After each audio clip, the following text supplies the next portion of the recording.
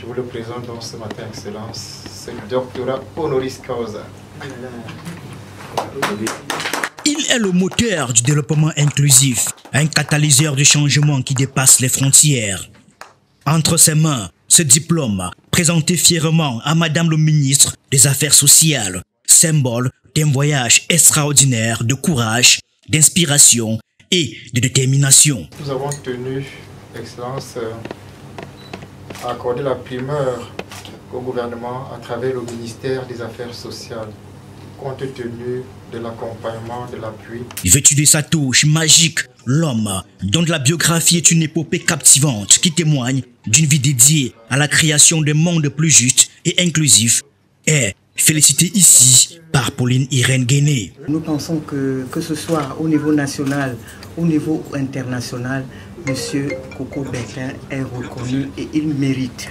Des paroles empreintes d'une profonde reconnaissance et teintées d'admiration pour sa capacité à surmonter les obstacles malgré sa cécité. Que le CEJAC soit sous la tutelle du ministère des Affaires sociales, une fois de plus, nous pensons que ça nous a apporté beaucoup de valeur ajoutée, que ce soit dans l'élaboration des textes d'application, que ce soit dans le fonctionnement même du ministère en ce qui concerne les personnes handicapées.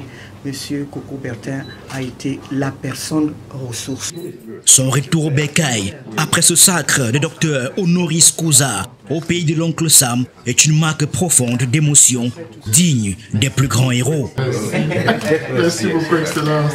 Face à la foule des journalistes impatients, Coco Bertin Moa, que dis-je, docteur Coco Bertin Moa, le super-héros de l'inclusion, a illuminé la salle de sa présence rayonnante. Je ferai des efforts pour ne pas couler les larmes. Entre des anecdotes touchantes, il a partagé sa vision d'un monde inclusif où l'émotion est la clé. Le lendemain de ce jour où j'ai perdu la vue, j'ai eu un rêve. Dans ce rêve, j'étais l'acteur principal d'un grand match de football. Je driblais, je marquais des buts à profusion sous les cris stridents des spectateurs. C'était un match magnifique et je pense que Samuel Eto'o ou Roger Mila n'ont jamais livré un tel match de toute leur histoire. Mais il se passe que quelques temps après, alors que mon équipe remportait vaillamment une victoire écrasante, je me suis soudainement réveillé pour me rendre compte qu'en fait, ce n'était qu'un rêve. Un rêve devenu réalité, une aventure épique et fantastique qui a changé la vision du monde.